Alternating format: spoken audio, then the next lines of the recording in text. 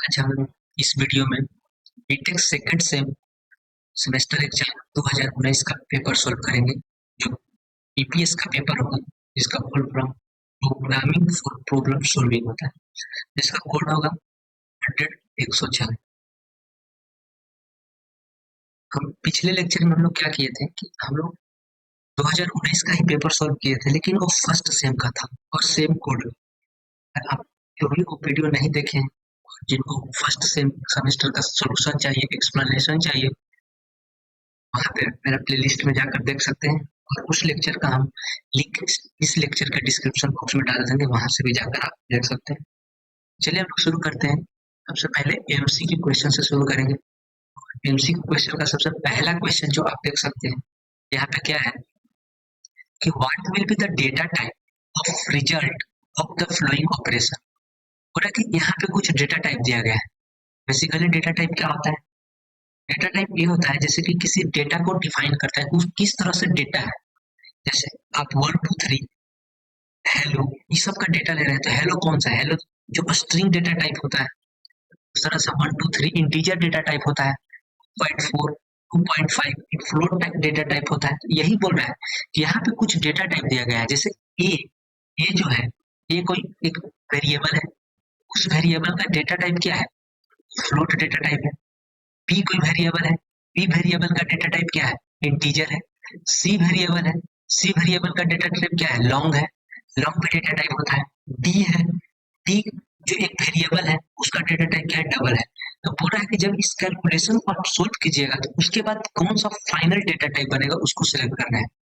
हम लोग क्या करते हैं, सबसे पहले देखते हैं, एक कंसेप्ट आपको बताते हैं कि जब भी आप फ्लोट और कोई इंटीजर में, फ्लोट और इंटीजर में जब आप क्या कर रहे हैं, मल्टीप्लीकेशन कीजिएगा, तो हमेशा कौन सा वैल्यू आएगा? हमेशा आपको फ्लोट देता है। इस चीज को याद रखिएगा, आगे भी काम आ सकता है, इंपॉर्टेंट है कि फ्लोट डेटा टाइप और इंटीजर डेटा टाइप में हम लोग मल्टीप्लाई करते हैं। जैसे देख सकते हैं फ्लोट क्या है, मान लेते हैं कि हम लोग 2.5 लेते हैं,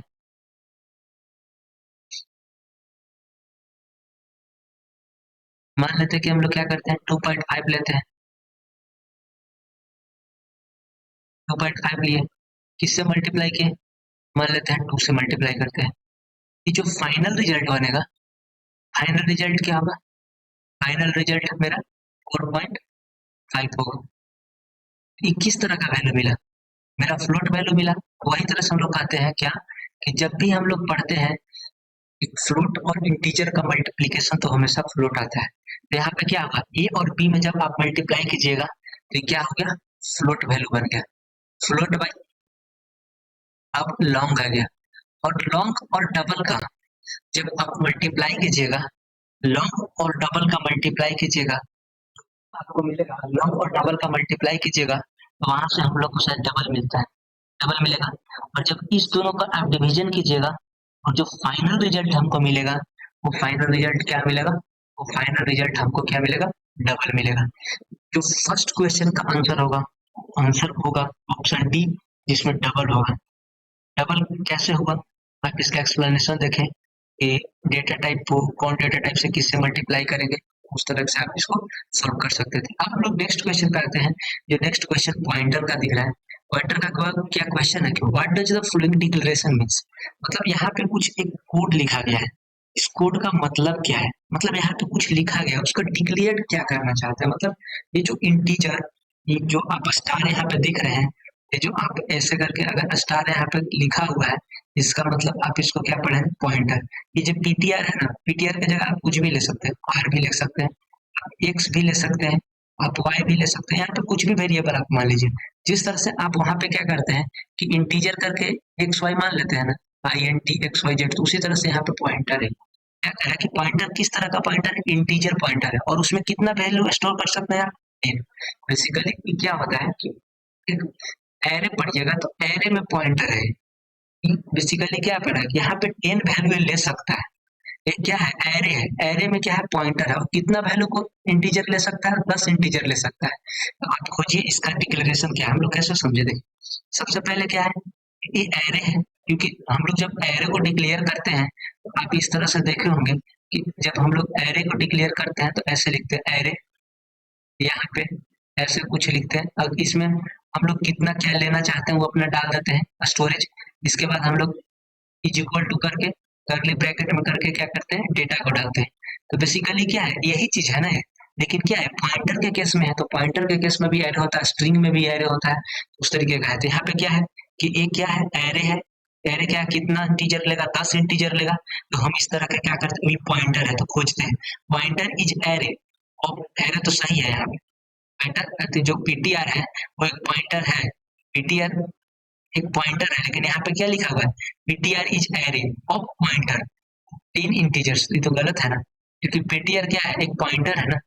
हम लोग इसके लिए नेक्स्ट चलेंगे। नेक्स्ट चलेंगे क्या है कि पीटीआर इज ए पॉइंटर, ये सही है। पीटीआर क्या है, मेरा पॉइंटर है टू एन एरे।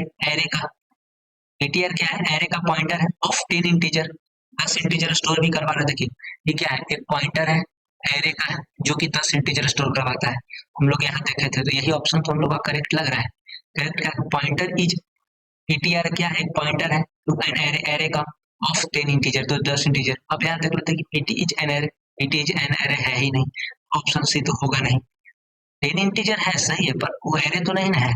क्या पॉइंटर, पीटी जो पॉइंटर टू एरे, ये सही है, लेकिन ये इनकम्प्लीट है। अगर यहाँ पे 10 ऑफ इंटीजर दे देता तो ये भी कंप्लीट सेंटेंस होता, तो आप इसको भी टिक कर सकते थे। लेकिन इसीलिए क्या है, ये हाफ स्टेटमेंट है, इसलिए स्टेटमेंट गलत है।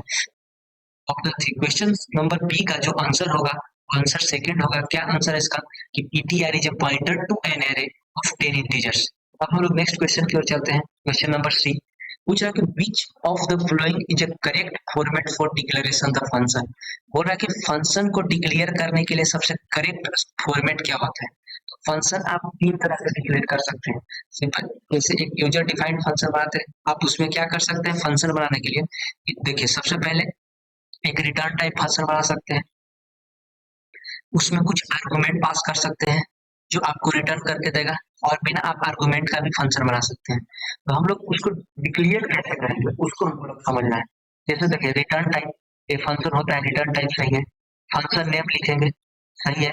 रिटर्न टाइप मतलब रिटर्न टाइप कहने का मतलब कि जैसे हम लोग बनाते हैं फंक्शन, जैसे हम आपको बताते हैं, जैसे हम लोग क्या बना रहे हैं, आई एन टी। तो क्या है, इंटीजर वैल्यू जिस तरह से आप देखिए इंट में, इंट में आप फंक्शन देखे होंगे जनरली यूज किया जाता है। एक मिनट, क्या करते हैं कि हम लोग सी लैंग्वेज में सबसे ज्यादा इंट में यूज करते हैं। देखिए हम दोनों केस लेके बताते हैं आपको। इंट थोड़ा सा यहाँ पे दिक्कत हो रहा है।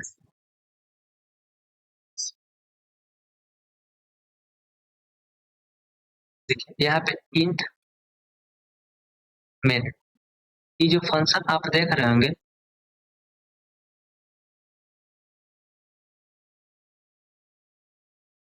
इंट में, इंट में क्या करता है कि वहां रिटर्न करता है। आप देखे होंगे रिटर्न क्या करता है, रिटर्न वहां पे क्या करता है, आप देखेंगे लास्ट में रिटर्न जीरो लिखते हैं।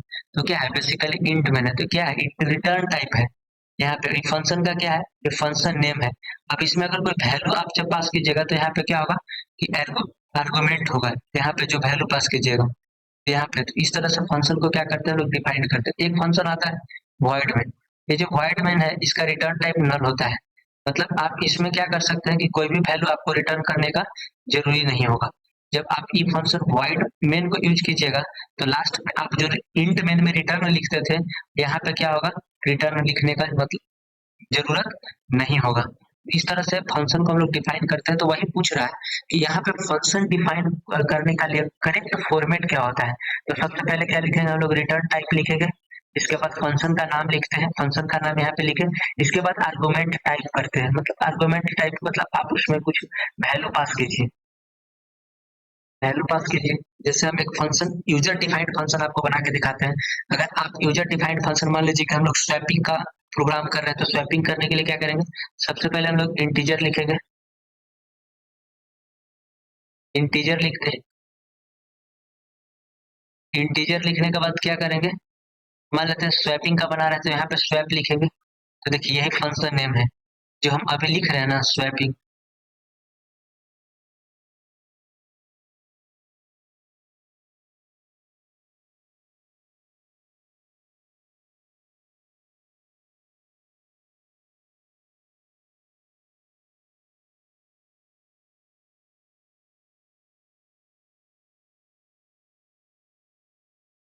int swap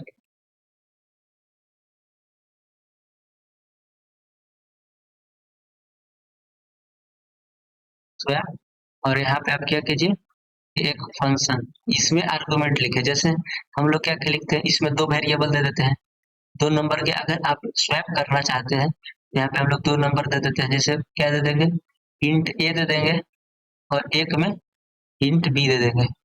ये देखिए, इससे आप अच्छा से ये क्या हो गया कि ये क्या हुआ, ये रिटर्न टाइप हुआ। किस तरह का रिटर्न करेगा, ये ये फंक्शन का नेम हो गया, आप फंक्शन नेम हो गया, स्वैप हम दिए हैं, और यहाँ पे क्या होगा, ये आर्गुमेंट हो गया। इस तरह से क्या करते हैं कि हम लोग अपने फंक्शन को डिफाइन करते हैं।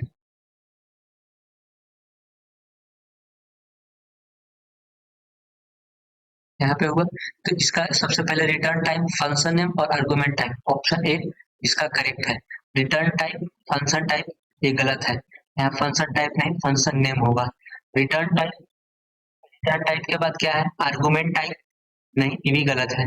और ऑल ऑफ द एबव, दो गलत है तो ऑल ऑफ द एबव गलत है। ऑप्शन फर्स्ट क्या है, इसमें करेक्ट है, क्वेश्चन नंबर सी में। अब हम लोग पढ़ते हैं डी की ओर। डी में क्या कह रहा है, डी में कह रहा है,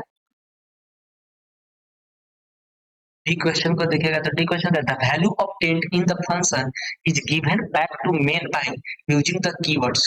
मतलब यही जो value obtained in the function, आप जो फंक्शन में कोई भी वैल्यू ऑब्टेन्ड करते हैं वो given back to the main, जो मेन फंक्शन को फिर वो दिया जाता है, इस कीवर्ड्स के द्वारा दिया जाता है। तो ये पूछ रहा है, जैसे आप क्या हुआ, वहां से कोई भी वैल्यू मिला, जो भी वैल्यू आप ऑब्टेन्ड की, और उसको मेन फंक्शन के अंदर वो वैल्यू को कॉल कर रहे हैं, तो वो किस कीवर्ड के द्वारा दिया जाता है। तो उसके लिए क्या होता है कि हम लोग रिटर्न यूज करते हैं। जो यहाँ पे समझे, यहाँ पे क्या समझे थे हम लोग, ये जो वैल्यू आप देखे थे यहाँ पे कि क्या कर रहा है कि ये रिटर्न करता है जीरो। जैसे इंट मेन हम लोग लिखते हैं जीरो, तो क्या करता है कि मेन फंक्शन में क्या आता है, फिर आके इसको हम लोग बैक कॉल करते हैं, तो उस टाइम कौन सा फंक्शन यूज करते हैं, रिटर्न। तो इसलिए ऑप्शन डी क्या होगा, ऑप्शन डी का, अच्छी जो क्वेश्चन नंबर डी है उसका ऑप्शन फर्स्ट क्या होगा, रिटर्न को करेक्ट आंसर होगा।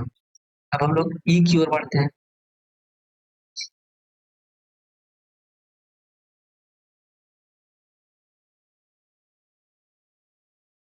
ई की ओर बढ़ते हैं। ई में क्या है, इसमें क्या कर रहा है, कह रहा है कि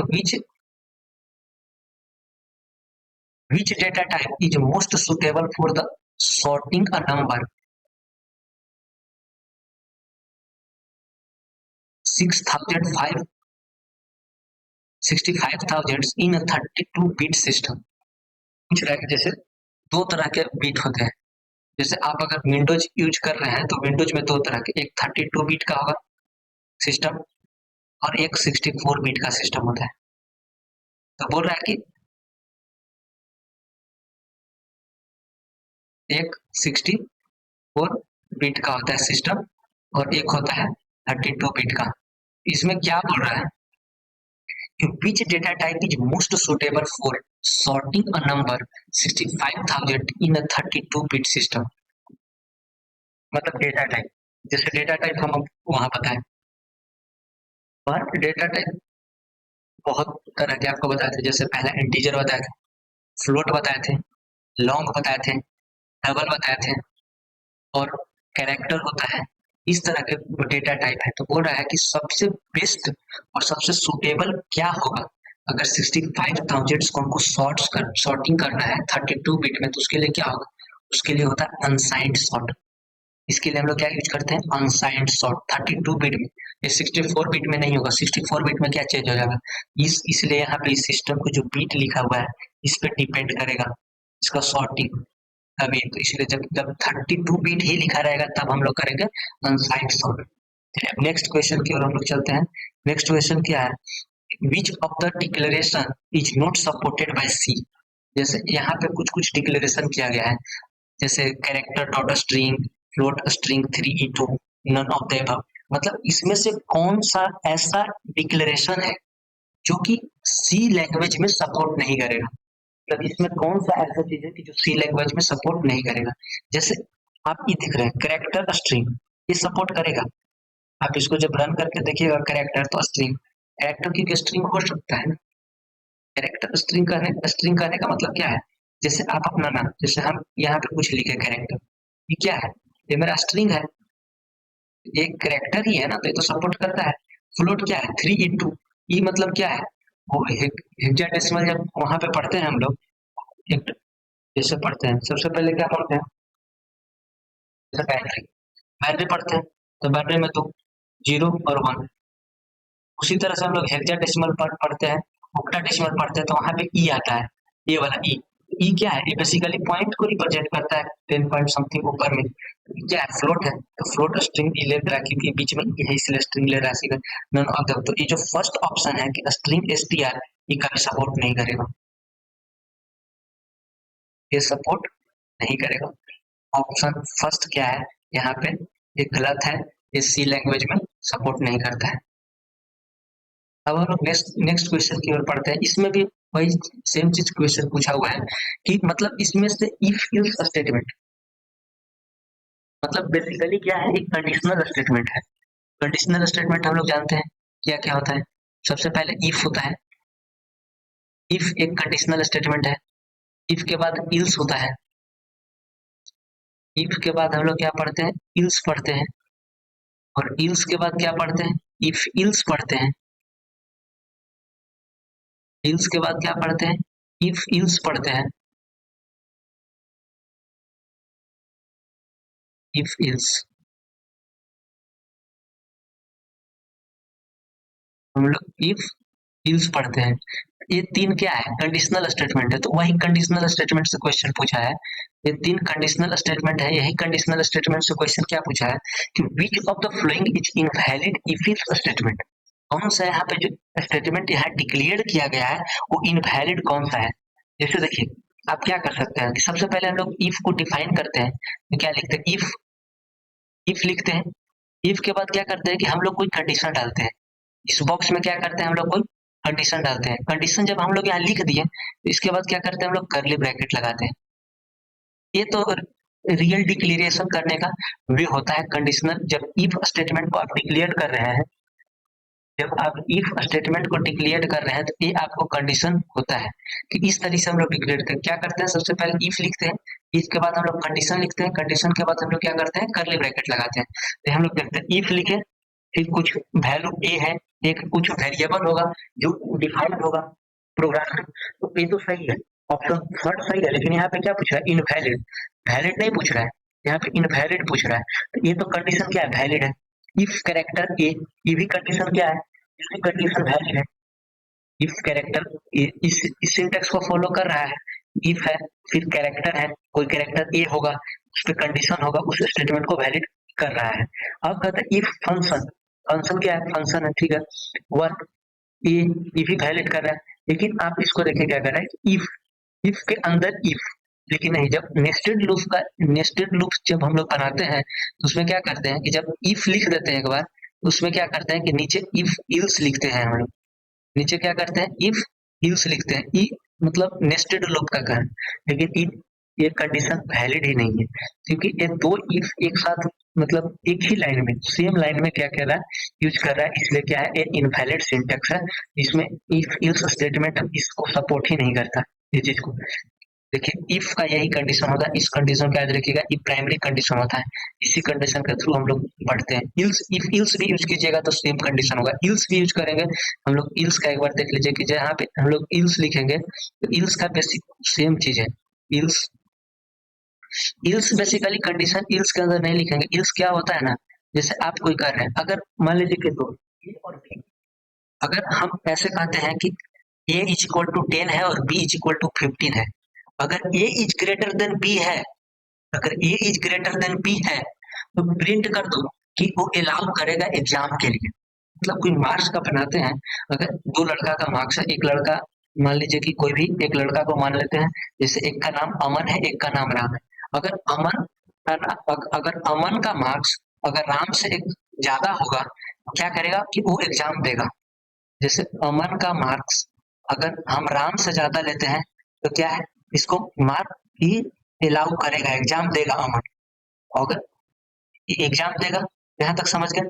अब इल्स क्या, कैसे यूज करेंगे, इल्स यूज के लिए करेंगे, यहाँ पर तो एग्जाम देगा, प्रिंट करवा देंगे कि वो एग्जाम देगा, लेकिन हम लोग क्या करेंगे, इल्स, इल्स नॉट अलाउड, अगर उसका मार्क्स ज्यादा नहीं होगा तो वो एग्जाम नहीं दे सका, नोट है। तो इस तरह से हम लोग क्या करते हैं, इल्स को यूज करते हैं। तो यहाँ पे ये जो ऑप्शन फर्स्ट है वो इफ इल्स स्टेटमेंट वैलिड नहीं है। अब हम लोग एज को इसमें चलते हैं 8वें पे, और उसको देखते हैं क्या है कि a local variable declaration with no storage classify specified by each a by default. यहाँ क्वेश्चन क्या कर रहा है, ये लोकल वेरिएबल, दो तरह के वेरिएबल होता है, एक ग्लोबल वेरिएबल होता है और एक लोकल वेरिएबल होता है। ग्लोबल वेरिएबल क्या कहता है, जैसे कि कहने का मतलब इसका ये होता है कि जैसे हम आप यहाँ पे इंट लिखे ना, इंट इंट लिख दिए, इंट लिख के और आप यहाँ पे क्या करते हैं, जैसे यहाँ पे एम लिख दीजिए, इंट एम लिख दिए और यहाँ पे ए सेमी कॉलन लगा दीजिए। इसके बाद क्या करते हैं कि हम लोग एक लूप को डिफाइन करते हैं। यहाँ पे एक लूप को हम लोग ओपन किए, इस लूप के बाद क्या करते हैं, इस लूप में कुछ भी कंडीशन लिखा हुआ है, ठीक है, और यहाँ के बाद हम लोग कर्ली ब्रैकेट लगा देते हैं, और इस कर्ली ब्रैकेट के अंदर अगर हम चाहेंगे ना कि एम मेरा आ जाए तो हम ये एम को एक्सेस कर सकते हैं। इस एम को अगर हम चाहेंगे तो एम को एक्सेस कर सकते हैं, क्योंकि एम मेरा ग्लोबल वेरिएबल है, लोकल वेरिएबल नहीं है। लेकिन अगर हम यहाँ पे आई को डिफाइन करते हैं और इस कर्ली ब्रैकेट के बाहर अगर हम चाहते हैं कि आई को एक्सेस कर लें, तो ये आई को एक्सेस नहीं कर पाते हैं, कर सकते हैं, क्योंकि इसका आई का जो रेंज है ना वो लूप के अंदर ही है। आप लूप के अंदर ही आई को क्या कर सकते हैं, एक्सेस कर सकते हैं। जैसे ही आप लूप से बाहर जाइएगा, जैसे ही इस कर्ली ब्रैकेट के बाहर आप अगर चाहिएगा कि मेरा आई एक्सेस कर ले, तो वहां पे प्रोग्राम क्या होगा, आपका एरर बताएगा, क्योंकि ये जो आई है वो क्या है, लोकल वेरिएबल है। इस लोकल वेरिएबल को आप क्या कर सकते हैं, एक रेंज तक ही आप उसको एक्सेस कर सकते हैं, और उसका रेंज क्या है, लूप के अंदर तक है। इसलिए हम लोग क्या कर सकते हैं कि इसको लूप के, उसी बेस्ड पे क्वेश्चन है कि a local variable declaration with no storage class specify is by default. तो बाय डिफॉल्ट क्या होता है, ऑटो होता है। यह ऑप्शन फर्स्ट यहाँ करेक्ट है इसका, कि इस ऑप्शन को टिक नहीं कीजिएगा। एक्सटर्न क्या है, एक्सटर्न ये बेसिकली डेटा टाइप होता है, ये भी नहीं। हम लोग किसको करना है, ऑटो का। समझ गया कि इसका लोकल वेरिएबल और ग्लोबल वेरिएबल में क्या डिफरेंस होता है, हम लोग यहाँ पे समझे। इसको एक आगे क्वेश्चन आएगा जहाँ पे हम आपको बता देंगे फिर से कि लोकल वेरिएबल क्या होता है और ग्लोबल वेरिएबल क्या होता है, इसको एक्सप्लेन करेंगे लोग इस पार्ट को फिर से वहां पे। फिर एक्चुअली इसको हम लोग कोड करके देखेंगे क्या क्या डिफरेंस क्या है, जैसे कि क्यों एक्सेस नहीं कर सकते, वहां पे क्या एरर देगा, वो आपको वहां पे क्या होगा पता चलेगा। अब हम लोग नेक्स्ट क्वेश्चन की ओर बढ़ते हैं। Automatic variable are initialized to, मतलब जो ऑटोमेटिक वेरिएबल होता है, जैसे कहने का मतलब कि जैसे आप क्या कर रहे हैं कि यहाँ पे लिख देते हैं इंट, इंट आप मान लीजिए कि इंट लिख दिए ए, और आप इसका कोई इनिशियल वैल्यू नहीं दिए, तो ये क्या वैल्यू इनिशियल लेगा। जैसे इंट ए लिख दिए और एक दूसरा लिख रहे हैं आप इंट बी, इसको ऐसे इस प्रकार समझिए। यहाँ पे क्या लिख रहे हैं हम लोग, इंट बी लिख रहे हैं, इंट बी लिख दिए, इंट बी इक्वल टू 0 लिख दिए, तो क्या होगा, बी का वैल्यू तो हम इनिशियल दे दिए ना, कि बी का जो इनिशियल वैल्यू होगा वो 0 से शुरू होगा। लेकिन इंट ए लिख दिए तो मतलब क्या है, एक वेरिएबल है, इसका इनिशियल वैल्यू नहीं है, इसका कोई भी इनिशियल वैल्यू नहीं है। तो वही पूछ रहा है कि जब हम इनिशियल वैल्यू दिए ही नहीं तो कोई इनिशियल वैल्यू बाय डिफॉल्ट क्या लेगा, वही पूछ रहे हैं यहाँ पे। Automatic variable are initialized to, ये किससे इनिशियलाइज होगा, तो वो जंक वैल्यू से होता है। किस वैल्यू से इनिशियलाइज होता है, जंक वैल्यू से होता है। और यहाँ पे int B is equal to 0, तो आप क्या किए हैं, बी को 0 से इनिशियलाइज किए हैं, मतलब जब भी आप बी को एक्सेस कीजिएगा तो क्या होगा, बी 0 से आगे बढ़ेगा। लेकिन इंट ए है, इसका कोई इनिशियलाइजेशन वैल्यू नहीं है, इसलिए इनिशियलाइजेशन वैल्यू किस तरह का लेगा, जंक वैल्यू लेगा। यही आई का जो ऑप्शन सेकेंड होगा वो करेक्ट होगा। अब लास्ट देखते हैं कि देखिए the get character function is defined in the header file. तो गेट कैरेक्टर होता है, गेट कैरेक्टर वो क्या कहता है कि किस हेडर फाइल में, जैसे हेडर फाइल हम आपको बताए थे, ये जो आप लिखते हैं studio.h, conio.h, math.h, ये क्या है, ये सब हेडर फाइल होता है। ये गेट कैरेक्टर किस हेडर फाइल के अंदर आता है, ये गेट कैरेक्टर जो होता है वो studio.h, थ्योरेटिकल क्वेश्चन है, studio.h के अंदर आता है। आप गेट कैरेक्टर को studio.h के अंदर देख सकते हैं। तो यहाँ पे क्या करते हैं कि हम लोग अभी तक का क्या किए कि जितना भी एमसीक्यू क्वेश्चन था, सारे क्वेश्चन को हम लोग क्या किए, सोल्व कर लिए। अब हम लोग क्या करते हैं कि सब्जेक्टिव क्वेश्चन की तरफ बढ़ते हैं, और सब्जेक्टिव क्वेश्चन का जो पहला क्वेश्चन आता है क्या है कि what do you understand by the, क्या है, थ्योरेटिकल क्वेश्चन है। हम एक बार रीड कर देते हैं। बेसिकली हम लोग क्या फोकस करेंगे कि हम लोग ज्यादातर प्रोग्रामिंग वाला क्वेश्चन सोल्व करेंगे, लेकिन बस थोड़ा थोड़ा पढ़ते रहे कि आखिर होता क्या है, कि थोड़ा थोड़ा आपको आइडिया लग जाए, फिर आप वहाँ पे लिख सकें। What you understand by the term of problem solving. Problem solving term से आप क्या समझते हैं? एक मतलब आप आइडेंटिफाई कीजिए, सबसे पहले आइडेंटिफाई कीजिए, फिर ये सब वर्ड जो है वो हाईलाइट कर लीजिएगा। अगर आप बुक होगा तो वहाँ पे होगा। तो एक प्रॉब्लम सॉल्विंग से आप क्या समझते हैं? बेसिकली क्वेश्चन यही है। इसमें दो चीज आप लिखिएगा। सबसे पहले कि जो प्रॉब्लम सॉल्विंग जो होता है, आइडेंटिफाइंग होता है, होता है and selecting the alternative solution, implementing का सॉल्यूशन। मतलब कहने का मतलब कि जब आप कोई भी क्वेश्चन सोल्व कर रहे हैं तो पहले क्या क्या चीज होना चाहिए, क्या होना चाहिए, आइडेंटिफाई कीजिए। आइडेंटिफाई आप ये भी कर सकते हैं कि determining the cause of the problem, पहला। दूसरा कर सकते हैं आइडेंटिफाई कीजिए। दूसरा प्रायोरिटाइजिंग दीजिए कि किसको आप प्रायोरिटी देना चाहते हैं। अब अल्टरनेटिव, अब सिलेक्ट कर लीजिए क्या, alternative solution and implementing the solution, and implementing the solution apply कीजिए वो, और फिर एक अल्टरनेट वे भी सोच लीजिए। यही होता है बेसिकली क्या, सॉल्विंग प्रॉब्लम।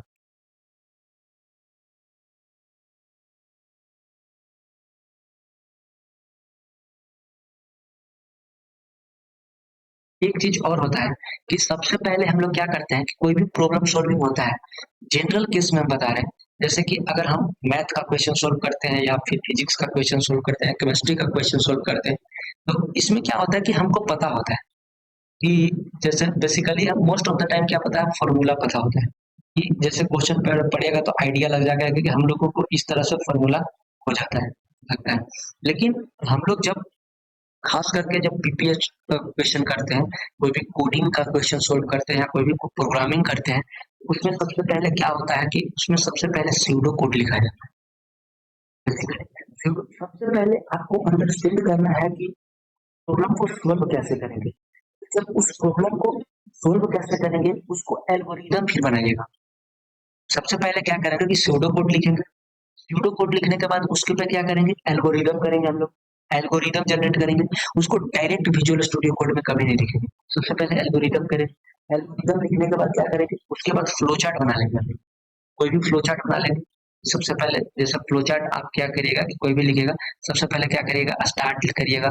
स्टार्ट के बाद अगर आप कोई अथी ले रहे हैं, जैसे कोई इनपुट ले रहे हैं, तो सबसे पहले हम लोग क्या करेंगे कि इनपुट लेंगे। इनपुट लेने के बाद आप क्या करें, अगर आप कोई कंडीशन ले रहे हैं, उसमें कंडीशनल स्टेटमेंट ऐसे आप लगा सकते हैं। इस तरह से फ्लो चार्ट बना लेंगे। फ्लो चार्ट्स बनाने से क्या होगा कि आपको एक आइडिया लग जाएगा कि हमारा प्रोग्रामिंग का जो कोड सोल्विंग होगा वो किस वे में। हम लोग इस तरह से क्या करेंगे, सबसे पहले स्यूडो कोड लिखेंगे। स्यूडो कोड लिखने के बाद अगर आपको माइंड में सही एल्गोरिदम आ रहा है, तो क्या करेंगे, उस एल्गोरिदम की मदद से हम लोग एक फ्लो चार्ट बनाएंगे। और फ्लो चार्ट बनाने के बाद क्या करेंगे, हम लोग फिर उसको रियल में प्रोग्राम क्या करेंगे, उसको अपने कंप्यूटर में लिखेंगे, चाहे या जान। ये बेस्ट वे होता है किसी भी प्रॉब्लम को सोल्विंग करने का, कि सबसे पहले स्यूडो कोड के बाद उसका एल्गोरिदम समझ लीजिएगा, तभी स्यूडो कोड आप लिख सकते हैं। और फिर इसके बाद आप फ्लोचार्ट बनाएगा। फ्लोचार्ट बनाने के बाद क्या कर सकते हैं कि आप पूरा फाइनली लिख सकते हैं। अब नेक्स्ट क्या है कि how can programming be use to do the problem. तो इसके लिए क्या होता है कि बहुत सारा चीज होता है, जैसे in order to solve the problem on a computer you must, और इसमें पहला पॉइंट क्या है, you know how to represent the information data describing the problem. आप डेटा को किस तरह से रिप्रेजेंट कर रहे हैं, उस सब चीज। दूसरा क्या होता है, step to transform the information from one representation to another। आप कैसे किसी डेटा को रिप्रेजेंट कर रहे हैं, किसी के डेटा को कैसे आप डिस्क्राइबिंग कर रहे हैं उस प्रॉब्लम को, इस तरह से। अब हम नेक्स्ट क्वेश्चन पढ़ते हैं, क्या है, discuss about the components of computer system. आप जानते ही होंगे स्टोरेज, ये सब चीजें हैं कंप्यूटर सिस्टम का। अब एक यहाँ पे एक बेस्ट क्वेश्चन नंबर सी के अंदर बहुत इंपॉर्टेंट क्वेश्चन क्या है कि right the algorithm for exchanging the value of two variable. सबसे पहले ये होगा कि एल्गोरिदम हम लोग लिखते कैसे, सबसे पहले समझना होगा। और उसके पहले क्या होगा कि कैसे लिखते हैं सबसे पहले देखिए। तो हम लोग इसको स्टेप वाइज लिखते हैं, जैसे हम यहाँ पे बोल रहे थे आपको कि प्रॉब्लम सॉल्विंग के अंदर की एल्गोरिदम आपको आना जरूरी है। तो सबसे पहले वही होता है। एल्गोरिदम क्या होता है, सबसे पहले आप स्टेप वन में क्या कीजिएगा, किसी चीज को स्टार्ट कीजिएगा। हम लिख के दिखा देते हैं। सबसे पहले क्या कीजिएगा, आप स्टार्ट कीजिएगा। स्टार्ट करने के बाद क्या कीजिएगा कि आप कुछ इनपुट लीजिएगा। ये एल्गोरिदम लिखने का तरीका होता है। सबसे पहले स्टार्ट कीजिएगा। स्टार्ट करने के लिए क्या कीजिएगा, आप कोई वेरिएबल लीजिएगा। वेरिएबल मान लेते हैं कि वेरिएबल आप ए और बी लेते हैं। मान लेते हैं कि वेरिएबल आप ए और बी लिए। यहाँ पे हम लोग वेरिएबल क्या लिए, ए और बी ले लिए। इसके बाद क्या किए हैं कि उसका कुछ टेम्पोररी वैल्यू असाइन कर सकते हैं। इस वेरिएबल के कुछ हम लोग क्या कर सकते हैं कि टेम्पोररी वैल्यू असाइन कर सकते हैं। जैसे मान लेते हैं कि ए इज इक्वल टू हम 5 असाइन कर दिए, या फिर जंक वैल्यू बाई डिफॉल्ट ले लेगा वो, पर हम मान लेते हैं कि इनिशियली 5 इसको अलाउ किए। और बी को क्या किए कि हम लोग बी इज इक्वल टू मान लेते हैं कि हम लोग 10 दिए, 10 लिखे। इसके बाद क्या कर सकते हैं आप कि ये जो वेरिएबल थी इंटू पी में, आप क्या कर सकते हैं कि इस वेरिएबल को क्या कर सकते हैं कि सीधे आप प्रिंट करवा सकते हैं।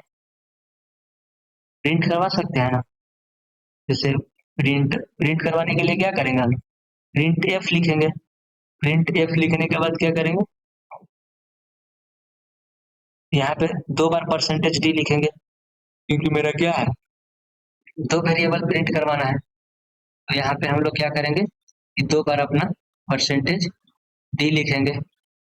और लास्ट में क्या लिखेंगे, लास्ट में ए कॉमा बी। तो इस तरह से क्या करेंगे कि हम लोग लिखते हैं और लास्ट में क्या करेंगे हम लोग स्टॉप कर देंगे। तो यहाँ पे क्या हुआ कि एक एल्गोरिदम है। यही पूछा कि right algorithm for exchanging the value of two variable. ये हम जनरल बताए हैं, क्वेश्चन का आंसर नहीं है, ये जनरल बताया है। सबसे पहले स्टार्ट करेंगे, कोई वैल्यू लेंगे, फिर ए कॉमा बी करेंगे, फिर प्रिंट ए करेंगे। फिर जब इस क्वेश्चन का हम लोग आंसर लिखेंगे तो उस समय क्या करेंगे कि एकदम सेम फॉर्मेट स्टार्ट करेंगे। सबसे पहले क्या करेंगे, स्टार्ट कर देंगे।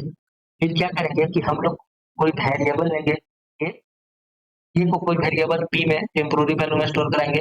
अब क्या करेंगे कि सेम पी वेरिएबल को क्या करेंगे कि हम लोग क्या करेंगे, कोई वैल्यू असाइन करेंगे और दोनों को क्या करेंगे लास्ट में एक्सचेंज कर देंगे। एक्सचेंज करने के बाद प्रिंट ए और बी करेंगे तो हम लोग क्या करेंगे, वेरिएबल सेम सेम कोड है, सेम है। लेकिन आप क्या कीजिएगा, खाली एक टेम्प वैल्यू ले लीजिएगा। टेम्प मतलब टेम्पोररी। आप एक्सचेंज करने का मतलब क्या है, जैसे देखिए एक्सचेंज करने का मतलब है वैल्यू को कैसे लोग एक्सचेंज करते हैं। जैसे मान लीजिए कि ए इज इक्वल टू 10 है, ठीक। ए इज इक्वल टू 10 है और बी इज इक्वल टू 20 है। ए इज इक्वल टू 10 है और बी इज इक्वल टू 20 है। और आप क्या चाहते हैं, जो आपका फाइनल रिजल्ट है, जो आपका फाइनल रिजल्ट है वो आप क्या चाहते हैं कि मेरा ए इज इक्वल टू 20 आ जाए। ए इज इक्वल टू मेरा क्या आ जाए, 20 आ जाए। और बी इज इक्वल टू क्या आ जाए मेरा, बी इज इक्वल टू 10 आ जाए। ये वैल्यू को आप चेंज कैसे कीजिएगा, चेंज कैसे कीजिएगा। अब हम लोग इसको एक एग्जांपल के थ्रू समझते हैं। मेरे पास क्या है कि दो गिलास वाटर है, ठीक। मेरे पास क्या है कि 2 गिलास वाटर है, दोनों यहाँ तक फील्ड है। 2 गिलास वाटर है, इसमें भी वाटर है, इसमें भी वाटर है। अब क्या करना है कि इस दोनों को एक्सचेंज करना है। इसमें से इसमें डालना है, वाटर जो है इसमें से इसमें डालना है, और इसमें से इसमें डालना है। आप ये दोनों वाटर को एक्सचेंज कैसे कीजिएगा, बहुत से मेथड हो सकते हैं। जैसे एक मेथड हो सकता है कि आप एक यहाँ पे क्या कीजिएगा कि खाली ग्लास ले लीजिएगा, जो इम्पटी ग्लास होगा। इस तरीके का आप कर सकते हैं ना, यहाँ पे एक इम्पटी ग्लास ले लीजिएगा। और क्या कीजिएगा कि जो एक इस ग्लास को हम लोग क्या कर देते हैं, इस ग्लास को हम लोग फर्स्ट नाम दे देते हैं, और इसको हम लोग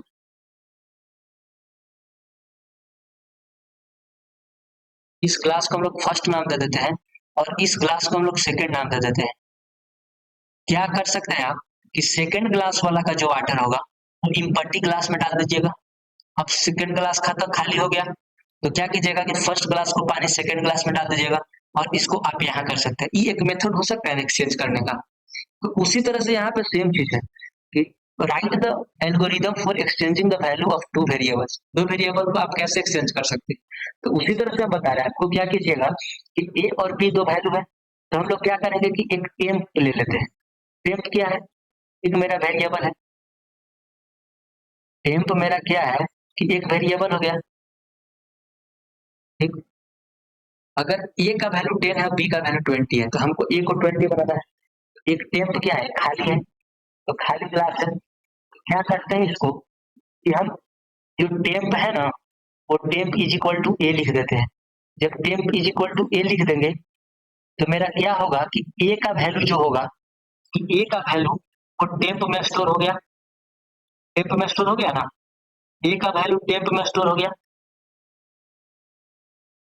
यहाँ सुनिएगा, अब ए खाली हो गया, तो हम यहाँ लिख सकते हैं कि बी इज, अब यहाँ लिख सकते हैं A is equal to B. A is equal to B लिखेंगे तो देखिए कैसे वैल्यू एक्सचेंज हो गया। A is equal to B लिखेंगे, ए का वैल्यू तो हम खाली कर दिए। जैसे यहाँ ग्लास वाला सेम सेम कंडीशन यहाँ भी है। जैसे ए इज इक्वल टू क्या किया कि टेम्प में डाल दिया, टेम्प खाली था, ए का वैल्यू हम टेम्प में डाल दिया, ए खाली हुआ। अब ए को क्या करें, जो आप राइट, आप अपना लेफ्ट साइड जो भी होगा आपका वैल्यू ना, इस साइड वाला जो भी वैल्यू होगा क्या होगा, वो वैल्यू को स्टोर करेगा इसमें जो वैल्यू स्टोर होगा। तो बी में कितना है 20, तो बी में अब क्या आ गया 20, बी में अब 20 है, तो ए में क्या आ गया 20, और बी क्या हुआ खाली हो गया। अब हम बी में क्या स्टोर करवा दें, अगर हम बी में टेम्प स्टोर करवा देते हैं, बी इज इक्वल टू अगर हम टेम्प स्टोर करवा देते हैं तो मेरा क्या होगा, अगर बी इज इक्वल टू हम टेम्प स्टोर करवा देते हैं तो बी का मेरा क्या वैल्यू होगा। अब टेम्प में पहले से कितना था 10 था, अब बी में 10 हो गया, बी में 20 हो गया। इस तरह से क्या करते हैं हम लोग, दो वैल्यू को एक्सचेंज आप कर सकते हैं थर्ड वेरिएबल को डिफाइन करके। इसको पिछले जो पीवाईक्यू का सोल्यूशन हम लोग किए हैं उसमें हम लोग देखे हैं, कॉल बाय वैल्यू और कॉल बाय फंक्शन नाम का एक क्वेश्चन था, उसमें उसमें हम लोग समझे हैं कि आखिर दो नंबर को हम लोग सेट कैसे करते हैं। उसमें भी हम लोग टेम्पोररी थर्ड वेरिएबल को डिफाइन किए थे और उसके मदद से किए थे। इस तरह से आप एल्गोरिदम लिख सकते हैं। अब जो नेक्स्ट क्वेश्चन है, इसमें शायद नेक्स्ट क्वेश्चन नहीं है लिखा हुआ, बट उसका कुछ पैराग्राफ बनाया गया है यहाँ पे, जैसे देख सकते हैं। पूछा हुआ नेक्स्ट क्वेश्चन कि सोर्स कोड, जो सोर्स कोड, फ्लो चार्ट और स्यूडो कोड, ये दोनों में डिफरेंस क्या होता है। और बहुत इंपॉर्टेंट क्वेश्चन कि सोर्स कोड किसको बोलेंगे, फ्लो चार्ट किसको बोलेंगे, और हम स्यूडो कोड किसको बोलेंगे। एक ही जब हम आपको बता रहे होंगे प्रोग्रामिंग सॉल्विंग, उस तरफ से हम ये दोनों चीज को डिस्कस किए होंगे कि फ्लो चार्ट और स्यूडो कोड। तो हम लोग समझते हैं कि सोर्स कोड किसको कहेंगे, फ्लो चार्ट किसको कहेंगे, और स्यूडो कोड किसको कहेंगे, कोड किसको कहेंगे। सबसे पहले हम लोग फ्लो चार्ट देखते हैं। फ्लो चार्ट आपको हम दिखाएं कि सबसे पहले क्या करेंगे, स्टार्ट करेंगे। ये इसका सिंटेक्स होता है, सबसे पहले स्टार्ट करेंगे। स्टार्ट करने के बाद क्या करेंगे कि हम लोग कुछ इनपुट लेंगे किसी से। सबसे पहले क्या करेंगे कि हम लोग कुछ इनपुट लेंगे, इनपुट लिए, इनपुट लेने के बाद क्या कर सकते हैं कि हम लोग कोई कंडीशन लगा सकते हैं ना। एक कंडीशन का होता है, बेसिकली ये क्या है, हम इसको कुछ रिप्रेजेंट करने का एक तरीका है। बेसिकली जो हम यहाँ पे बना रहे हैं आपको, वो क्या दिख रहा है आपको, एक रिप्रेजेंट करने का तरीका। और फिर क्या कर सकते हैं हम लोग, इसको प्रिंट कर सकते हैं। इसको बोल सकते हैं एक तरह का एक रिप्रेजेंटेशन है, और इस रिप्रेजेंटेशन को हम लोग क्या बोलते हैं पता है, पिक्टोरियल रिप्रेजेंटेशन। ये जो फ्लो चार्ट है, फ्लो चार्ट क्या है, आपको जब यहाँ पे स्टार्ट लिखिएगा, यहाँ पे आप इनपुट लीजिएगा कोई भी वैल्यू को, यहाँ पे क्या कीजिएगा आप कंडीशन लिखिएगा, यहाँ पे क्या कीजिएगा प्रोग्राम को स्टॉप कर दीजिएगा। यहाँ पे कुछ आप प्रिंट करवाने का मन है तो आप यहाँ से प्रिंट करवा सकते हैं। तो क्या है, बेसिकली एक रिप्रेजेंटेशन है। तो इसी रिप्रेजेंटेशन को तो हम लोग बोलते हैं pictorial representation of algorithm. Flow chart कुछ नहीं है, फ्लो चार्ट एक पिक्टोरियल रिप्रेजेंटेशन होता है किसी भी प्रोग्राम का, किसी भी कोड का एक बेसिक लेआउट होता है जो कि रिप्रेजेंट किया जाता है पिक्टोरियल फॉर्म में। तो फ्लो चार्ट वही होता है।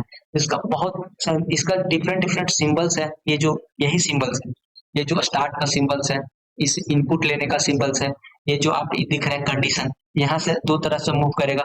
अगर कंडीशन ट्रू होगा इस साइड जाइए, अगर कंडीशन फॉल्स होगा आप इस साइड मूव कर सकते हैं और फिर यहाँ से डायरेक्ट क्या कर सकते हैं कि आप लास्ट में आ सकते हैं यहाँ तक, स्टॉप प्रोग्राम तक, या फिर जो आउटपुट आप लिखिएगा यहाँ पे आउटपुट लिख सकते हैं, तो यहाँ से आ सकते हैं। तो क्या है, यही रिप्रेजेंटेशन करने का एक मेथड होता है फ्लो चार्ट। अब हम लोग समझते हैं कि स्यूडो कोड क्या होता है।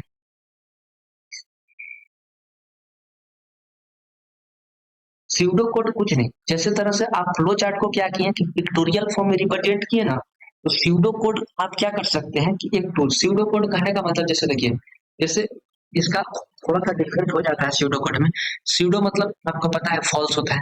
तो जैसे हम लोग क्या कर रहे हैं कि शुरू से स्टार्ट ले रहे हैं, तो आप कुछ नहीं लिखिए, सबसे पहले इनपुट ले लीजिए, मतलब इनपुट हम ले लेंगे ए कॉमा बी, इसका कोई सिंटेक्स नहीं, इनपुट ले लेंगे, फिर एक कंडीशन लगा लेंगे, फिर कुछ हम लोग प्रिंट करवा लेंगे, फिर आउटपुट ले लेंगे।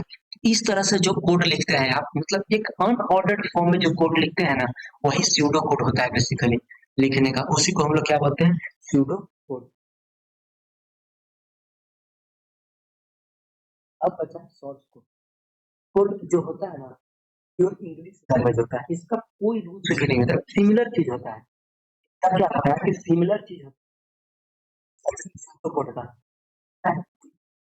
जैसे डिफिनेशन होगा, sequence of instruction to solve the particular problem with more to write, इसको pseudo source code का हम लोग बोल रहे हैं कि इसको कोई रूल नहीं, note tools for the document purpose, इसको डॉक्यूमेंट पर्पस के लिए हम लोग सोर्स कोड को यूज नहीं करते हैं। Of instruction to solve the particular problem, मतलब कोई भी पार्टिकुलर प्रॉब्लम को सोल्व करने के लिए जो सीक्वेंस प्रोवाइड करता है उसको क्या बोलते हैं हम लोग, सोर्स कोड बोलते हैं। और ये सोर्स कोड जो होता है ना, फाइनल कोड भी होता है। आप किसी भी जैसे जाके वेबसाइट पे, हम जैसे आपको दिखाएं, हम लोग गूगल की वेबसाइट पे यहाँ गए, गूगल की वेबसाइट पे जाके यहाँ पे आप इंस्पेक्ट कीजिएगा, तो इसी चीज को तो सोर्स कोड बोलते हैं। जैसे देखिए यहाँ पे सोर्स लिखा हुआ है, यही सब सोर्स कोड है। एलिमेंट में जाइएगा तो आपको सारा के सारा कोड यहाँ पे जो गूगल लिखा है मिल जाएगा। अगर इसको इंस्पेक्ट करके आप देखिएगा तो आप इसको सारा चीज विजुअलाइज कर सकते हैं। जैसे देखिए यहाँ पे आपको लोगो यूज किया हुआ है ना, जैसे देखिए यहाँ पे हाईलाइट हो रहा है लोगो वाला पार्ट में, एक डिव क्रिएट किया गया है, और डिव के अंदर क्या किया गया है, इसको एक गूगल का लोगो को ऐड कर दिया गया है। जैसे यहाँ पे सर्च बार बनाया गया है, ये नेविगेशन में सर्च बार बनाया गया है। देखिए इनपुट, इनपुट का यूज करके एक बटन क्रिएट किया, जैसे आप यहाँ पे देखिएगा, तो ये सब चीज क्या है, इस सोर्स कोड के द्वारा लिखा जाता है, तो इसी को बोलते हैं हम लोग सोर्स कोड। यही है difference source code, flow chart और स्यूडो कोड के अंदर। अब हम लोग नेक्स्ट बाकी सारा थ्योरी ही है, छोड़ते हैं आपके कोडिंग का एक और बात करते हैं। जैसे आपको क्वेश्चन नंबर क्या होगा, क्वेश्चन नंबर 4 का बी आप जाइएगा देखने, तो वहां पे एक क्वेश्चन दिया गया है, जैसे हम लोग लिख लेते हैं क्वेश्चन को।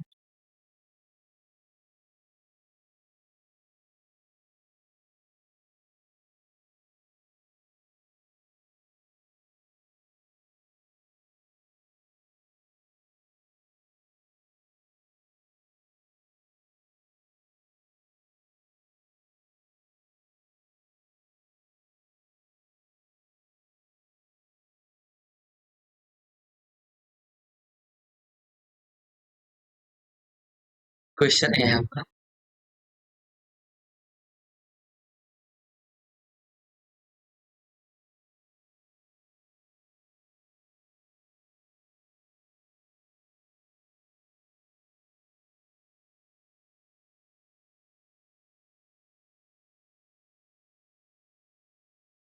क्वेश्चन नंबर 4 का बी क्या है कि write a C program, write a C program to find the average of a number of an array, मतलब कोई एक एरे है, एरे में 10 नंबर है, उसका एवरेज फाइंड करना है। उसके लिए क्या करेंगे कि हम लोग अब विजुअल स्टूडियो कोड में चलते हैं और कोड करके देखते हैं। तो सबसे पहले क्या करेंगे कि विजुअल स्टूडियो कोड को ओपन करेंगे, और यहाँ पे हम लोग एक ऑलरेडी पहले से फाइल बना रखे हैं, इसी फाइल में हम लोग करते हैं। तो सबसे पहले क्या करेंगे कि अपना हेडर फाइल को डिफाइन करेंगे, header file H include, include, फिर यहाँ पे लिखेंगे studio dot H. Studio dot H लिखने का मतलब है कि आप क्या कर सकते हैं, इनपुट और आउटपुट, अब स्टैंडर्ड इनपुट आउटपुट आप दिखा सकते हैं, उन्हीं अगर यूज कर सकते हैं। तो आप गेज और कैरेक्टर, तो हम लोग क्या करेंगे कि studio.h करेंगे। इसके बाद क्या करेंगे कि हम लोग अपना एक फंक्शन लेते हैं इंट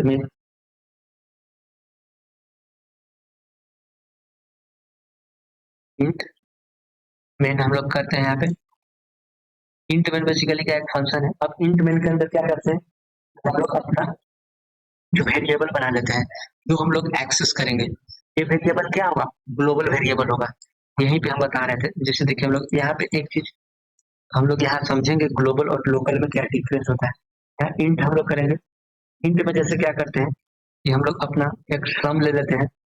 सम के बाद क्या करते हैं कि हम लोग अपना एक लूप ले लेते हैं। जैसे वेरिएबल है, आप इसको वेरिएबल को कुछ भी नाम दे सकते हैं, ऐसा कुछ नहीं है।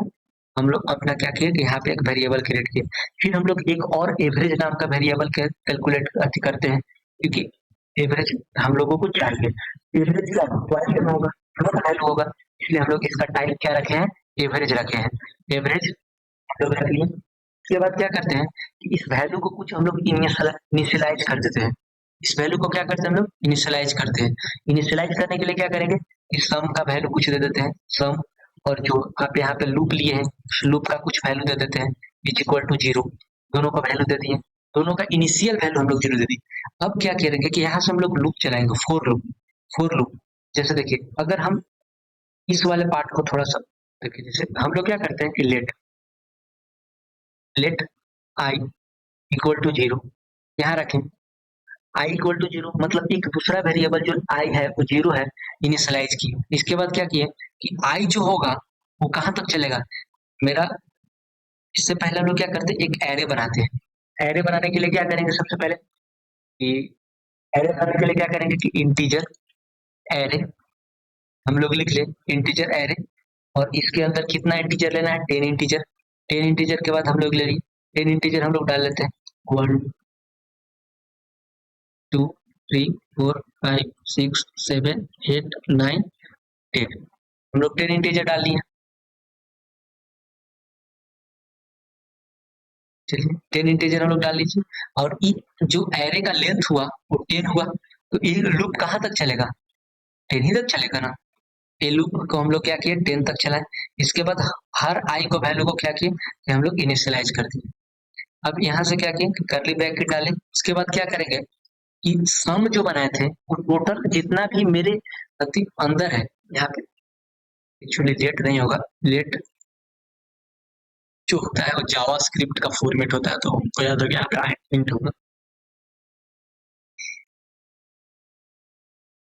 एक दिक्कत होता है कि आप जब डिफरेंट डिफरेंट लैंग्वेज का कोडिंग करेंगे तो फॉर्मेटिंग याद हो जाता है आपको। इस तरह से हम लोग यहाँ पे इंट लेट नहीं लिखेंगे, लेट पे बेसिकली जावा स्क्रिप्ट का पार्ट है, जब वहाँ पे लेट लिखा जाता है। जब आप लूप डिफाइन कर रहे हैं तो वहाँ पे क्या कीजिएगा कि लेट लिखा जाता है, तो इसलिए को जावा स्क्रिप्ट एंड में चल रहा था इसलिए लेट लिखा गया। इंट लिखेंगे, जैसे सी का कोडिंग करेंगे तो यहाँ पे क्या लिखेंगे, इंट लिखेंगे। तो ई लिख दिए। इसको लिखने के बाद क्या करेंगे कि सम जो जितना भी मेरा ये जो एरे बना हुआ है उस एरे का क्या करेंगे हम लोग सम को अधिक प्रिंट करेंगे। सम उसका बेसिकली चाहिए हमको, तो सम क्या करेंगे, sum equal to sum of plus क्या चाहिए मेरा जितना एरे, और एरे का क्या जितना पूरा आई है, मतलब हर एक चीज पे जा जाके वो सम करेगा ना। अब देखिए सेम चीज को अगर हम एक मिनट, यहाँ पे कर्ली ब्रैकेट नहीं होता है, यहाँ पे लार्ज ब्रैकेट आप दे सकते हैं, कर दी। अब क्या करते हैं कि देखिए जैसे ही हम यहाँ पे आई को एक्सेस करना चाहेंगे ना, जैसे ही हम लिखते हैं यहाँ पे ए भी जी, देखिएगा ध्यान से ए भी जी इक्वल टू ए भी जी में कोई इक्वल नहीं सम बाई आई। देखिए यहाँ पे क्या होगा कि वो रेड कलर का आ जाएगा। तो रेड कलर के आने का मतलब है कि ये आई यहाँ डिफाइंड नहीं है। आई क्या है, आई का जो रेंज है यहाँ से लेकर इस पार्ट तक है, जहां तक आपको हाईलाइट दिख रहा है इस पार्ट तक है। इस ब्रैकेट के बाद आप आई को एक्सेस नहीं कर सकते हैं, क्योंकि आई क्या है, ठीक है आई क्या है, आई लोकल वेरिएबल हुआ। देखिए जैसे लेकिन सम और लूप, सम को हम यहाँ एक्सेस किए तो यहाँ पे रेड वाला साइन नहीं ना आया, मतलब सम क्या है, ग्लोबल वेरिएबल है। यही डिफरेंस होता है लोकल और ग्लोबल वेरिएबल।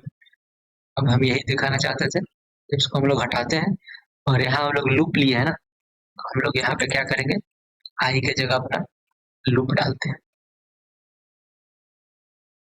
बेसिकली। और यहाँ हम लोग क्या करेंगे, अब लूप को प्लस कर देंगे और यहाँ भी अंदर क्या करेंगे, लोग लूप डाल देंगे। यहाँ तक हो गया। अब इसके बाद क्या करते हैं कि हम लोग अपना एवरेज निकालते हैं। एवरेज निकालने के लिए क्या करेंगे, मेरा कौन सा वैल्यू था, फ्लोट वैल्यू होगा एवरेज में, एवरेज फ्लोट वैल्यू। ये डेटा टाइप बेसिकली हम क्या करें, कन्वर्ट कर रहे हैं। देखिएगा सम क्या है, मेरा इंटीजर है, लेकिन सम क्या अब कन्वर्ट हो चुका होगा, फ्लोट में। अब हम लोग क्या करेंगे, यहाँ पे लूप लूप डाल दिए, ठीक है लूप। अब इसको यहाँ लगा देते हैं। अब इसके बाद हम लोग प्रिंट कर लेते हैं, प्रिंट एफ। प्रिंट एफ क्या करते हैं, एवरेज वैल्यू,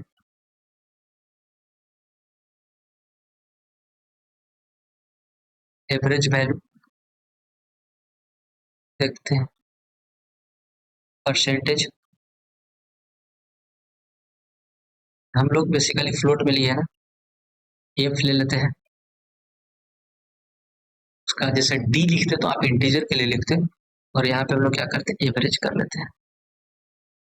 अब इसको हम रन करेंगे, रन अभी नहीं करेंगे, एक थोड़ा सा और है, रिटर्न यहाँ पे लिख लेते हैं क्योंकि हम लोग इंट में लिए हैं वहाँ पे, रिटर्न 0। तो ये जो वैल्यू है अब क्या करेगा कि आपको एवरेज दे देगा। जैसे जैसे हम लोग रन करेंगे, थोड़ा सा एरर है, जैसे देखिए इसका क्या हुआ, 5.55 आ गया। तो ये बेसिकली क्या है, एवरेज। अब हम लोग इसका कोड लिख लिए। अब हम लोग नेक्स्ट जो पार्ट करने वाले हैं, थ्योरी वाले पार्ट को हम लोग सारा छोड़ देते हैं। इसके बाद भी थ्योरी है, क्वेश्चन नंबर सी में आप जाइएगा, जब 4 का सी है उसमें भी थ्योरी है, क्वेश्चन नंबर 5 का ए में भी जाइएगा तो थ्योरी है। तो थ्योरी वाला पार्ट वो आप अपने खुद से कर लीजिएगा, वाला पार्ट को खाली डिस्कस। तो आप क्वेश्चन नंबर 6 को ए में देखिएगा, वहाँ एक फैक्टोरियल निकालने का कुछ प्रोग्राम लिखा हुआ है, हम लोग उस प्रोग्राम को करेंगे। पार्ट है, लास्ट में जो डिस्कस हम लोग करेंगे, लास्ट जो क्वेश्चन होगा, ये जो लास्ट क्वेश्चन होगा हम लोग डिस्कशन करेंगे, वो क्या क्वेश्चन होगा कि डायनेमिक मेमोरी एलोकेशन इन सी क्या होता है। तो ध्यान से रखिएगा, दो चीज हम बता दे रहे हैं आपको कि मैलोक होता है, कैलोक होता है, रिलैक होता है, फ्री होता है। ये तीन चीज को बहुत अच्छे से पढ़ लीजिएगा क्योंकि इसका बिहार यूनिवर्सिटी हमेशा पूछता है कि what is dynamic memory allocation in the C. और इस सी का सबसे लास्ट चैप्टर होता है जो यहाँ पे पढ़ाया जाता है। और बाकी तो कोडिंग पार्ट है नहीं, बाकी क्या है सारा आपको पार्ट है। तो थ्योरी पार्ट को हम लोग छोड़ते हैं, एक लास्ट क्वेश्चन करते हैं 6 का एक, जो लिखा हुआ है कि write a C program to calculate 12 factorial by 8 the operation is factorial of 12 divided by 8 also comment by 8 algorithm equivalent। इसको हम लोग प्रोग्राम करेंगे और बाकी जो दो क्वेश्चंस और है जो लास्ट में स्टूडेंट नाम करके, उसको हम लोग नेक्स्ट जो पीवाई की सॉल्व करेंगे उस समय उसको हम लोग डिस्कस कर लेंगे। लास्ट क्वेश्चन डिस्कस करते हैं। सबसे पहले अपना हेडर फाइल को डिफाइन करते हैं, hashtag include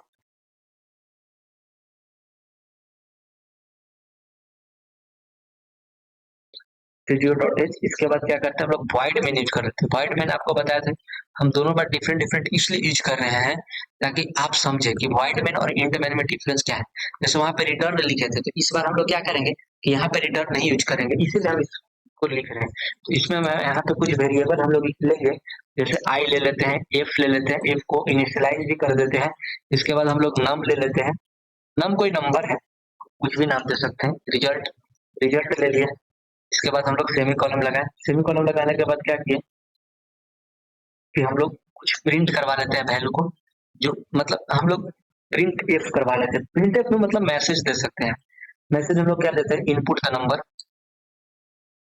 input the number,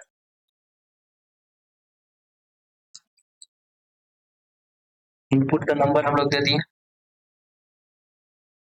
यहाँ पे। इसके बाद हम लोग स्कैनअप, स्कैनअप हम लोग क्या यूज करते हैं, यूजर से जब हम लोग इनपुट लेना चाहते हैं, इनपुट यूजर से जब लेना चाहते हैं तो हम लोग कौन सा वैल्यू यूज करते हैं, स्कैनअप। और यहाँ पे m% जरूर यूज करेंगे, m%, क्योंकि बिना m% के आप किसी भी यूजर को यहाँ नाम डालें क्योंकि हम लोग नम में इनपुट लेने वाले हैं, ये नहीं होगा। ये सिंटेक्स आप याद रखिएगा, या करते करते प्रैक्टिस आपको याद भी हो जाएगा। करने तब हम लोग लूप चलाएंगे ना, फोर फोर यहाँ पे हम लोग सीधे लिखते हैं आई इज इक्वल टू, आप यहाँ भी डिफाइन कर सकते थे लेकिन हम लोग वहाँ डिफाइन कर दिए हैं आई इज इक्वल टू 1, और जो आई मेरा होगा वो लेस देन होगा इससे, लेस देन इक्वल टू नम, जो हम लोग नंबर इनपुट करने वाले हैं उससे, और आप इसको आई प्लस प्लस ये चलता रहेगा। उसके बाद हम लोग इसको लूप लूप लिखेंगे। लूप में हम लोग क्या लिखने वाले हैं,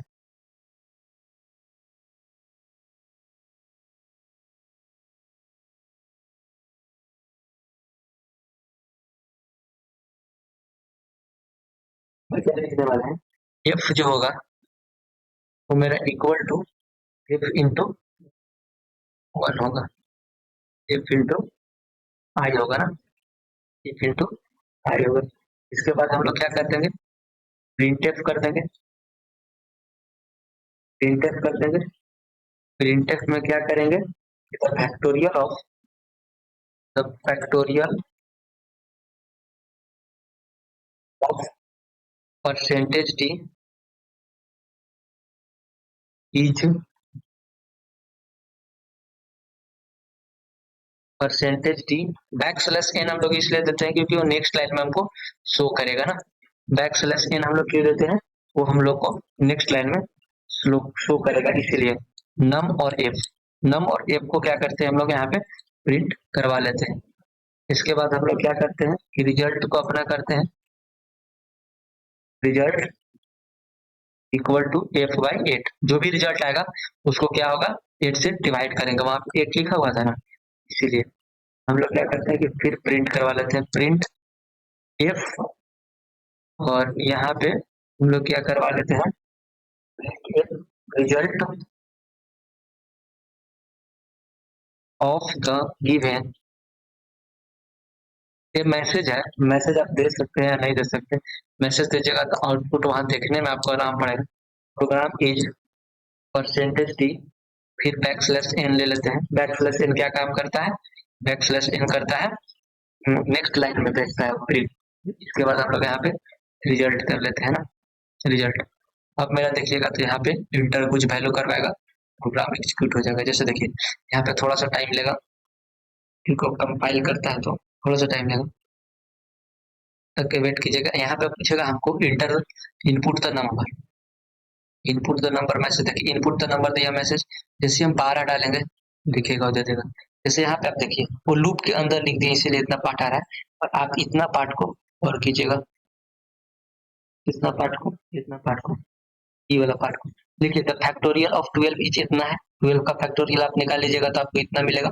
इसके बाद result of the given program is इतना है, result of given program is इतना है, और जो फैक्टोरियल इनपुट नंबर है ना वो इनपुट नंबर 12 है। अब इसके बाद यहाँ पे एक नोट लिख लीजिएगा, नोट में क्या है कि जो फैक्टोरियल आप निकाले हैं वो क्या हुआ, स्टोर किया किसी भी वेरिएबल के, रिजल्ट रिजल्ट वेरिएबल में क्या हुआ स्टोर किया, और फर्दर उसको जो आप यहाँ पे क्या किया एफ के वेरिएबल में उस रिजल्ट को स्टोर किया, तो आप 12 का फैक्टोरियल निकाले, उस फैक्टोरियल को क्या किया कि इस वेरिएबल में, रिजल्ट वेरिएबल में उसको स्टोर किया, स्टोर करने के बाद क्या किया कि उसको फर्दर 8 से डिवाइड करने के बाद और जो रिजल्ट उसको प्राप्त हुआ उसको क्या किया विंडोज पे शो किया, कि जो result of the given program ये वाला, ये क्या किया कि सबसे पहले जो फैक्टोरियल आया उस फैक्टोरियल को रिजल्ट वेरिएबल में स्टोर किया, रिजल्ट वेरिएबल में स्टोर करने के बाद क्या किया कि उसको 8 से डिवाइड किया, और 8 से डिवाइड करने के बाद जो फाइनली आया वो आपको क्या कर result of the given program को यहाँ पे शो कर रहा है। वीडियो में इस हम लोग यही तक सॉल्व करते हैं, क्वेश्चन बच गया होगा उसको जब नेक्स्ट पीवाईक्यू हम लोग सॉल्व करेंगे, नेक्स्ट ईयर का पीवाईक्यू, तो उसमें हम लोग उसको डिस्कस कर लेंगे।